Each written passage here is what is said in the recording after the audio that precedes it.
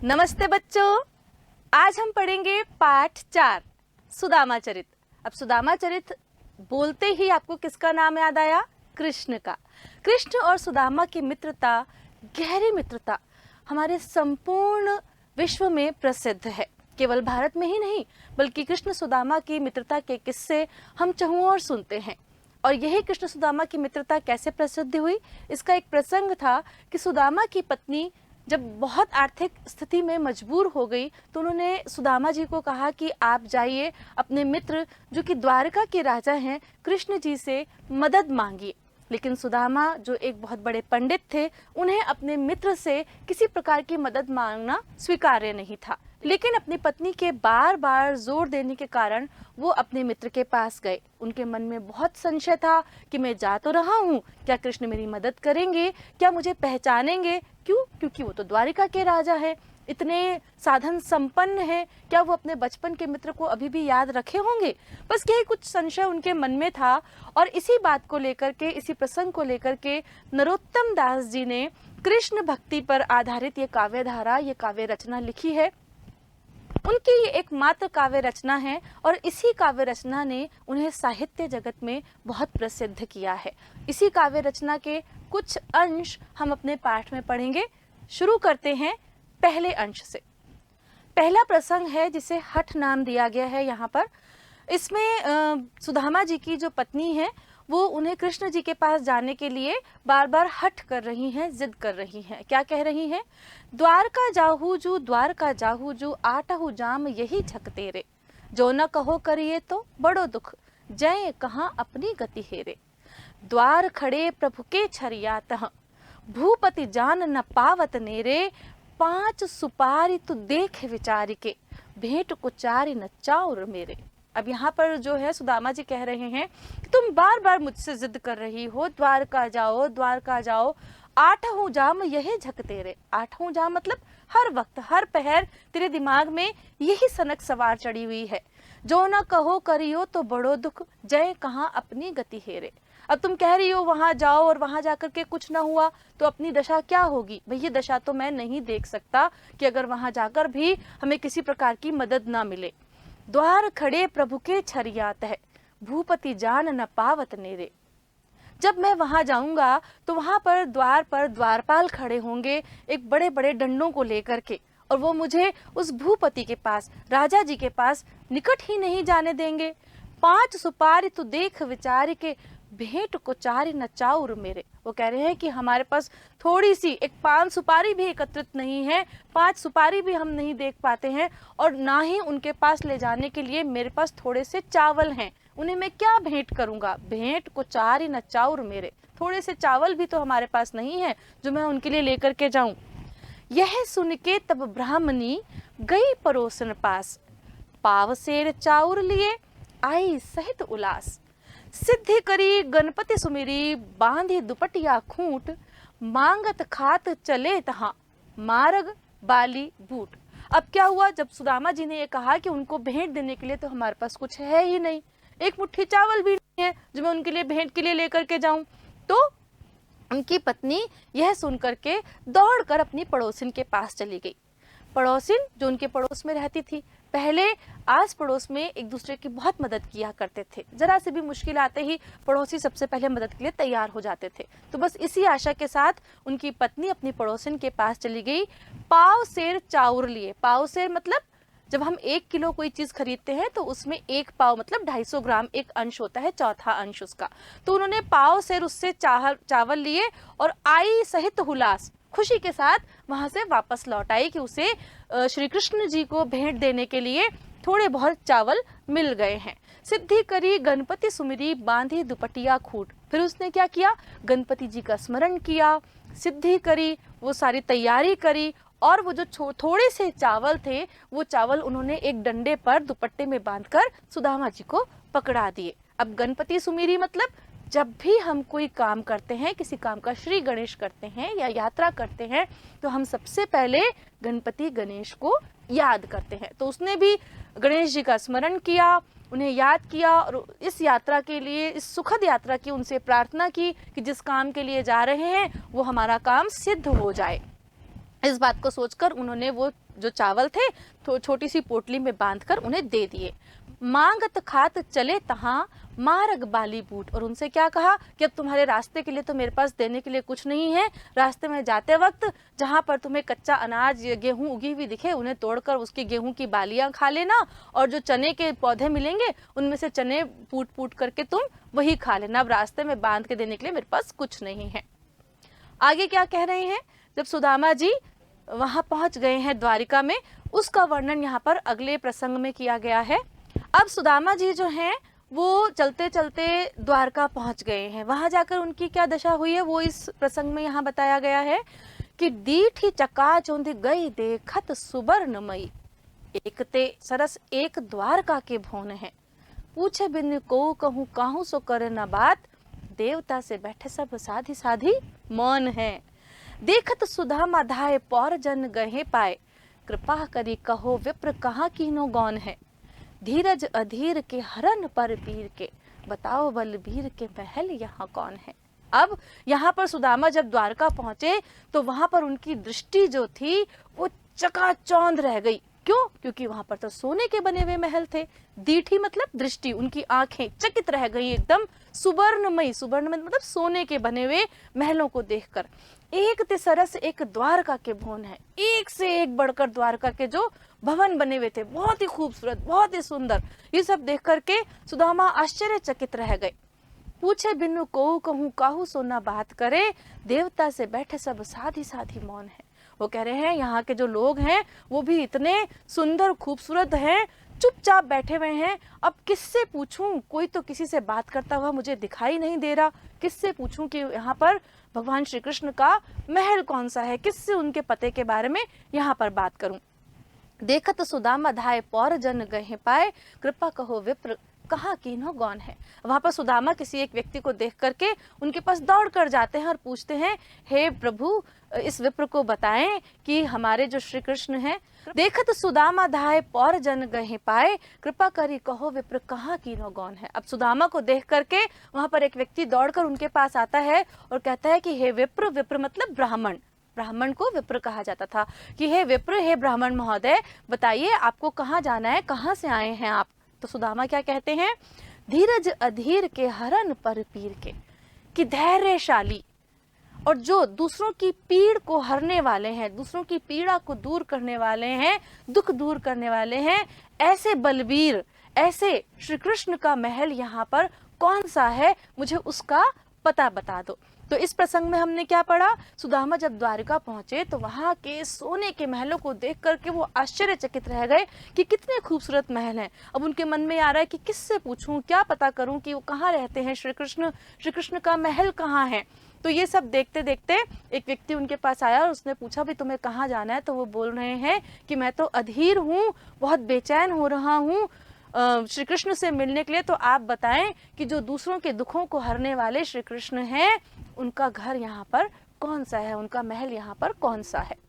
अगला प्रसंग जो है वो संदेश का है। यहाँ पर द्वारपाल श्री कृष्ण के पास संदेश लेकर के जाता है कि आपसे कोई मिलने आया है। तो वो किस तरह से बता रहा है, शीस पगान जगा तन में प्रभु जाने को आही बसे के ही ग्रामा, धोती फटी सी लटी दुपटी अरु पाए उपान को नहीं सामा, द्वार खड़ो द्विज दुर्बल एक, द्वार खड़ो द्विज दुर्बल एक, रहो चकिसो वसुधा अभिरामा, पूछत दीन दयाल को धाम, बतावत आपनो नाम सुदामा। अब वो द्वारपाल क्या कह रहा है कि दरवाजे पर एक बहुत ही पतला दुबला सा ब्राह्मण खड़ा है। वो कैसा दिख रहा है कि शीस पगान झगा तन में, कि ना तो उसके सिर पर कोई पगड़ी है, न झगा तन में, झगा मतलब कुर्ता, और ना ही उसने शरीर पर कोई कुर्ता पहना हुआ है। हे प्रभु जाने को आही बसे के ही ग्रामा, कि पता नहीं कौन से गांव से यहाँ पर आया है। धोती फटी सी लटी दुपट्टी, और उसने फटी हुई सी तो धोती पहन रखी है, और जो अंगूछा यहाँ टांगते हैं वो भी मैला कुचैला सा है। अरु पाए उपान है को नहीं सामा, अरु मतलब और पैरों में उसके उपानहा मतलब जूते भी नहीं है, नंगे पैर आया है। द्वार खड़ो द्विज दुर्बल एक, रहो चकिसो वसुधा अभिरामा, द्वार पर एक बहुत ही दुबला पतला द्विज मतलब ब्राह्मण खड़ा है। द्विज यहाँ पर ब्राह्मण को कहा गया है। द्वार पर एक बहुत दुबला पतला ब्राह्मण खड़ा है। रहो चकिसो वसुधा अभिरामा, और हमारी इस वसुधा को देखकर, द्वारका नगरी की सुंदरता को देखकर आश्चर्यचकित हो रहा है। वसुधा मतलब धरती, अभिरामा मतलब सुंदरता। इसकी सुंदरता को देखकर आश्चर्यचकित हो रहा है।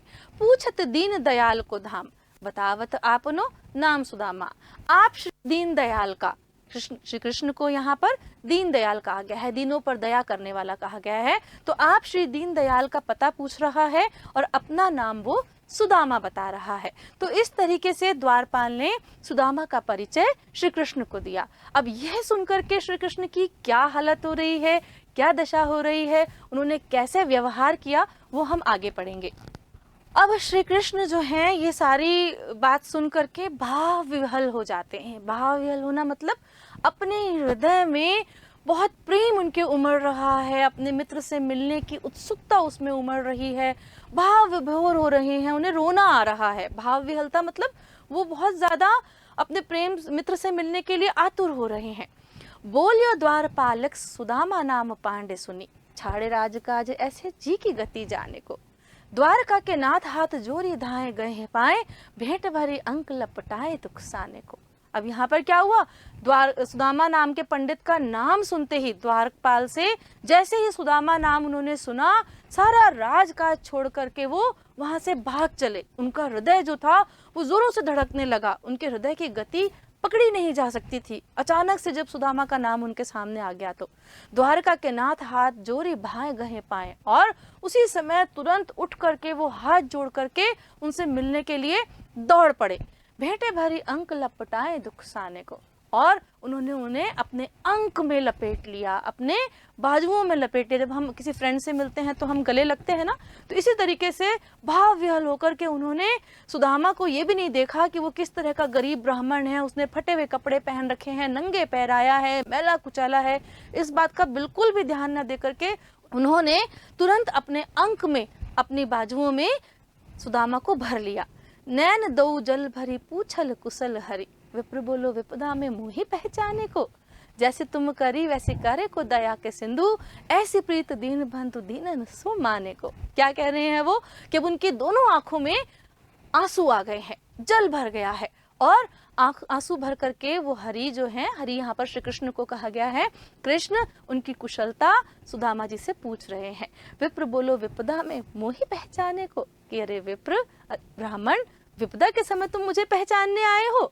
जैसी तुम करी वैसी करे को दया के सिंधु, ऐसी प्रीत दीन बंधु दीनन सुमाने को। सुदामा क्या कह रहे हैं कि जैसी प्रीत तुम कर सकते हो, जैसा व्यवहार तुम कर सकते हो, हे दया के सिंधु, हे दया के सागर, ऐसी दीन बंधु तो प्रीत कोई भी नहीं कर सकता। इसलिए ये दीन आपके यहाँ ये मान लेकर के यहाँ पर आ गया है कि उसे मान मिलेगा या नहीं मिलेगा। तो दोनों मित्र जो हैं यहाँ पर भाव विह्वल हो रहे हैं, एक दूसरे से मिलकर यहाँ पर रो रहे हैं, और इतने दिनों की जो पुरानी याद है उस याद को लेकर के एक दूसरे के यहाँ पर गले लगे हुए हैं। अब जो अगला सवैया है उसमें श्री कृष्ण जो हैं सुदामा की दीन दशा को देखकर बहुत दुखी हो रहे हैं, और उनसे क्या कह रहे हैं कि ऐसे बेहाल बिवाइन सो पग कंटक जाल लगे पुनि जोए, हाय महा दुख पायो सखा तुम आए इतने न किते दिन खोए। देखी सुदामा की दीन दशा करुणा करके करुणा निधि रोए, पानी परात को हाथ छुयो नहीं, नैनन के जल सो पग धोए। अब यहाँ पर श्री कृष्ण इतना रो रहे हैं, इतना रो रहे हैं कि उनकी हालत यहाँ पर बताई जा रही है कि ऐसे बेहाल बिवाइन सो पग कंटक जाल लगे पुनि चोए, कि उनकी बिवाइयाँ जो पैरों की हमारी एड़ी होती है ना, सर्दी और गर्मी में वो फट जाती है ना, तो उसमें से बहुत टाइट स्किन बाहर निकलने लगती है।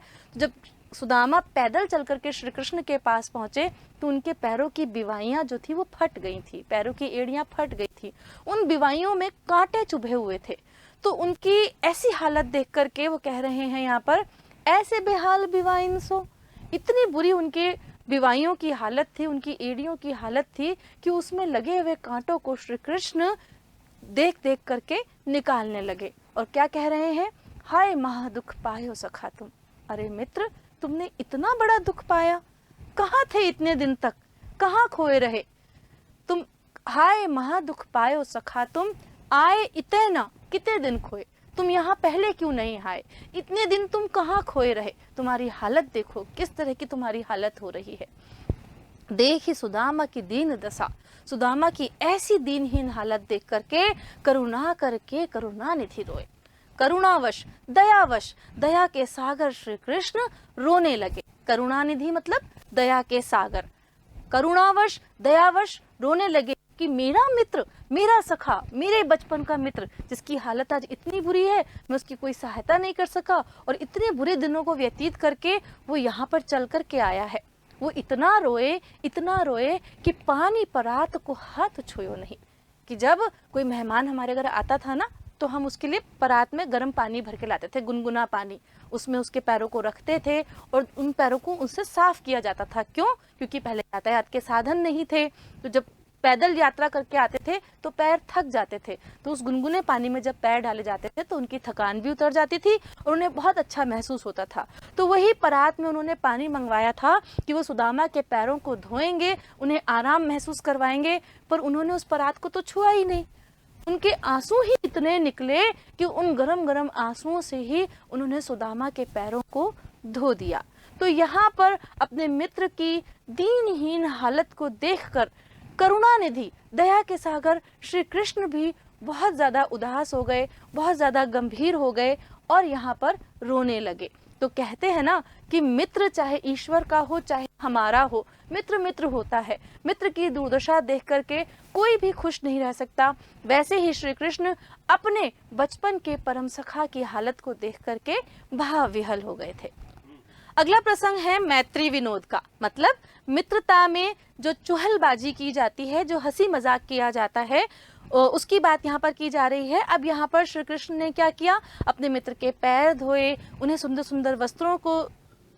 सुंदर वस्त्र दिए पहनने के लिए और अपने ही सिंहासन पर उन्हें बिठा दिया। वहां पर वो बैठे हुए हैं और अपने मित्र सुदामा से चुहल कर रहे हैं, हंसी कर रहे हैं, मजाक कर रहे हैं और क्या कह रहे हैं, कछु भाभी हमको दियो सो तुम काहे न देत, चापी पोटरी कांख में रहे कहो केहू हेत, आगे चना गुरु मात दे ले तुम चाबी हमें न दीने, श्याम कहो मुस्काए सुदामा सु चोरी की बान में हो जो प्रवीणे, पोटरी कांख में चापी रहे तुम खोलत ना ही सुधा रस भीने, पाछली बानी अजो न तो जो तुम तैसे ही भाभी के तंदुल कीने।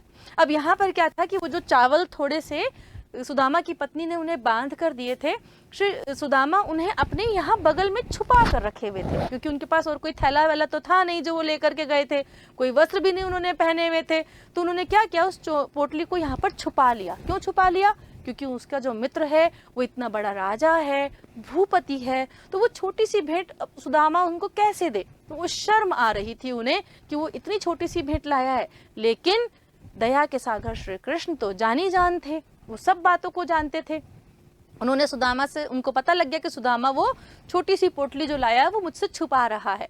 तो वो पूछ रहे हैं, कछु भाभी हमको दियो सो तुम काहे न देत, कि भाभी ने हमारे लिए जो कुछ भी दिया है वो तुम मुझे क्यों नहीं दे रहे हो, काहे न देत, भाई क्यों नहीं दे रहे हो।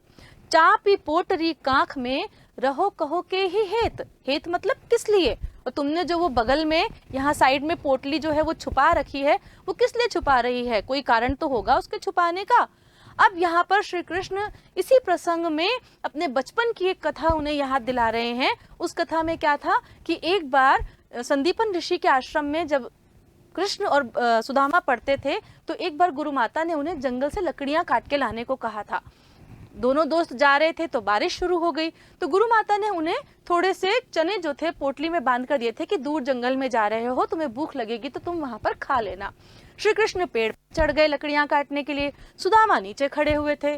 बारिश शुरू हो गई तो दोनों वहीं अटक गए। अब सुदामा को लगी भूख, तो सुदामा ने क्या किया, थोड़े थोड़े चने उसमें से निकाल के खाने शुरू कर दिए। श्री कृष्ण को जब ये पता लगा तो उन्होंने सुदामा से पूछा, सुदामा तुम अकेले अकेले ही चने खाए जा रहे हो? अरे नहीं मित्र, मैं चने नहीं खा रहा, मुझे तो बारिश के कारण ठंड लग रही है, तुम्हारे दांत किटकिटा रहे हैं। श्री कृष्ण तब भी जानते थे कि सुदामा झूठ बोल रहा है, पर उन्होंने उसे रोका नहीं। जब श्री कृष्ण नीचे उतरे तो सुदामा पूरी जो पोटली चनों की भरी हुई थी वो खा गए थे। तो वही बात यहाँ पर श्री कृष्ण सुदामा को याद दिला रहे हैं कि आगे चना गुरु मात दए लय तुम चाबी हमें नहीं दीने। वो कह रहे हैं कि पहले भी गुरु माता ने जो चने दिए थे वो सारे के सारे तुम खा गए थे, सारे तुम चबा गए थे, तुमने हमें बिल्कुल भी खाने को नहीं दिए थे। श्याम कहो मुस्काए सुदामासु चोरी की बान में हो जो प्रवीण है। अब श्याम मुस्कुराते हुए सुदामा से क्या कह रहे हैं, भाई तुम तो चोरी करने में वैसे ही कुशल हो, पहले भी चुपचाप सारे चने खा गए थे और अब भी तुम जो भाभी ने भेंट दिए वो भी चुपचाप तुम ही रख लेना चाहते हो, मुझे देना ही नहीं चाहते। पोटरी काख में चापी रहे तुम खोलत नाई सुधारस भीने। जैसे तुमने उस पोटली के साथ किया था ना, चने वाली पोटली के साथ, वैसे ही तुम ये कर रहे हो। काख में तुमने पोटली छुपा रखी है जिसमें से सुधा रस भीनी, मतलब अमृत के रस की समान खुशबू आ रही है, भीनी भीनी खुशबू आ रही है, वो पोटली तुमने अभी तक बगल में छुपा रखी है। पाचली बानी अजो न तो जो तुमने अभी तक अपनी पुरानी बातें छोड़ी नहीं है। कहते हैं ना कि तू वैसे का वैसा ही रहा, बदला नहीं बिल्कुल भी। तो श्री कृष्ण भी सुदामा से कह रहे हैं कि पिछली बातें तुमने अभी तक नहीं छोड़ी हैं, तैसे ही भाभी के तंदुल की ने, इसीलिए तुम वैसे ही भाभी ने जो चावल दिए हैं ना वो तुम मुझसे छुपा रहे हो, तुम मुझे बता नहीं रहे हो। तो यहाँ पर बताया गया है कि श्री कृष्ण जो हैं वो सारे जगत के ज्ञाता हैं, उन्हें हर बात का पता है। सुदामा ने उन्हें नहीं बताया था कि वो क्या भेंट लेकर के आए हैं, कितनी भेंट लेकर के आए हैं, पर क्योंकि वो ज्ञानी हैं, सब कुछ जानते हैं, तो उन्हें पता लग गया था कि सुदामा वो छोटी सी जो भेंट लाए हैं शर्म के कारण उन्हें दे नहीं पा रहे, इसलिए कृष्ण ने स्वयं ही उस बात को वहां पर खोल कर रख दिया ताकि उन्हें सबके सामने शर्म महसूस ना हो। अब सुदामा जो है वो अपने गांव पहुंच चुके हैं, पर गांव में पहुंचने के बाद उन्हें अपनी वो टूटी सी झोपड़ी जो है वो कहीं नजर नहीं आ रही। तो इसलिए इस प्रसंग को सुदामा के भाग्य नाम दिया गया है कि श्री कृष्ण के मिलने के बाद सुदामा का भाग्य कैसे परिवर्तित हो गया है। वैसो ही राज समाज बने गज बाज घने मन संभ्रम छायो, कैद्यो परियो कहूँ मार्ग भूली की फिर के मैं अब द्वारका आयो। भवन बिलोक को मन लोचत सोचत ही सब गांव बंझायो, पूछत पांडे फिरे सब सो पर झोपड़ी को कहीं खोज न पायो। सुदामा अपने गांव पहुंच चुके हैं, वहां पर देख रहे हैं कि जैसा राज समाज, जैसे बड़े बड़े भवन, जैसे सुंदर सुंदर महल द्वारका में थे जिनके बाहर हाथी घोड़े सब खड़े हुए थे, वैसा का वैसा गांव जहां वो पहुंचा है वो दिखाई दे रहा है। वैसो ही राज समाज बने, मतलब वैसा ही राज, वैसे ही महल, वैसे ही हाथी घोड़े को देख करके उसके मन में भ्रम छाने लगा, उसका मन भ्रमित होने लगा कि कैद्यो परो कहूँ मार्ग भूली, कि कहीं मैं मार्ग तो नहीं भूल गया हूँ, कहीं मैं सोच विचार करते करते वहां से वापस आया हूँ तो मेरा मार्ग तो मैं नहीं भूल गया, के फिर के मैं अब द्वारका आयो, कि कहीं अपने विचारों में घूमते घूमते मैं वापस द्वारका तो नहीं पहुंच गया। क्योंकि उसे अपनी झोपड़ी, अपना गांव, अपने वहां गांव के जो मवेशी थे वो कुछ नजर ही नहीं आ रहा था। तो वो सोचने लगा कि शायद मैं रास्ता भूल गया हूँ या फिर घूम फिर करके वापस मैं द्वारका आ गया हूँ। भवन बिलोक को मन लोचत सोचत ही सब गांव भंजायो। अब वहां पे जो भवन देख रहे थे उसकी आंखें देख ही नहीं पा रही थी, इतने सुंदर सुंदर भवन बने हुए थे। उन भवनों को देख करके वो ढूंढता ढूंढता पूरे गांव में घूम आया। सोचत ही सब गांव मंझायो, मतलब पूरे गांव में वो घूम आया। पूछत पांडे फिरे सब सो, और उस पंडित ने सबसे पूछ लिया, पर झोपड़ी को कहूँ खोज न पायो, पर वो अपनी झोपड़ी वहां पर खोज ही नहीं पाया। अब उसकी झोपड़ी मिलती कैसे, क्योंकि श्री कृष्ण ने तो विश्वकर्मा जी को बुला करके उसके पूरे गांव को ही इतना सुंदर बना दिया था जैसे द्वारका नगरी। अब यहाँ पर गांव में जहाँ उनका घर था, जहाँ उनकी झोपड़ी थी, वहां पर एक महिला उन्हें मिली। से सुदामा बातचीत कर रहे हैं यहाँ पर कि टूटी सी मड़ैया मेरी परी होती यही ठोर, तामे परो दुख काटे कहाँ हेम धामरी, जेवर जराऊ तुम साजे सब अंग अंग, सखी सोहे संग कहीं छूची होती छामरी। वो कह रहे हैं कि यहीं पर तो मेरी टूटी फूटी सी, यहाँ इसी जगह पर मेरी टूटी फूटी सी झोपड़ी हुआ करती थी। तामे परो दुख काटे कहाँ हेम धामरी, जिसमें हम दुख भरे दिन काट रहे थे, ये हेम धामरी मतलब ये सोने का बना हुआ भवन यहाँ कहाँ से आ गया। हेम धाम मतलब, हेम मतलब सोना और धाम मतलब जगह।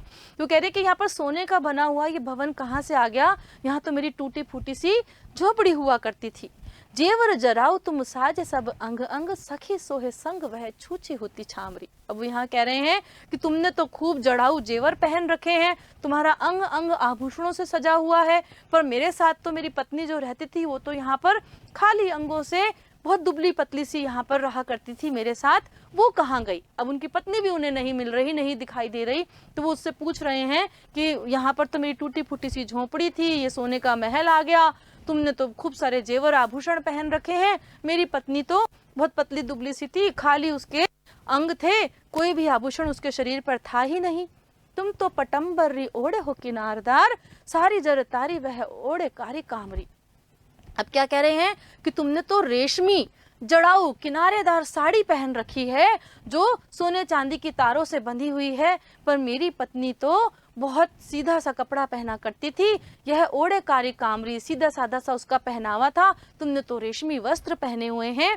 मेरी वा पंडाइन तिहारी अनुहार ही पे, विपदा सताई वह पहाई कहाँ पामरी। अब वो कह रहे हैं यहाँ पर कि मेरी वा पंडाइन, मेरी जो पंडिताइन थी, तिहारी अनुहार ही पे, तुम्हारी ही शक्ल सूरत वाली थी, तुम्हारी ही जैसा उसका शरीर था, पर विपदा की सताई वह कहाँ चली गई मुझे छोड़कर, मुझे तो ब्राह्मणी दिख ही नहीं रही है, तुम ही बताओ तो मैं जानूं, दिखती तो तुम्हारी जैसी थी, पर तुमने तो शरीर पर रेशमी वस्त्र पहने हुए हैं, जेवर पहने हुए हैं, आभूषणों से तुम्हारा अंग अंग ढका हुआ है, पर मेरी पत्नी के पास तो फटा हुआ सा आंचल था जो वो पहन के घूमती थी, और उसके शरीर पर तो कोई आभूषण भी नहीं थे, और ना ही उसे यहाँ पर अपना कोई भवन, अपनी झोपड़ी दिखाई दे रही है। तो सुदामा यहाँ पर ये सब चीजें देख करके बहुत परेशान हो रहे हैं।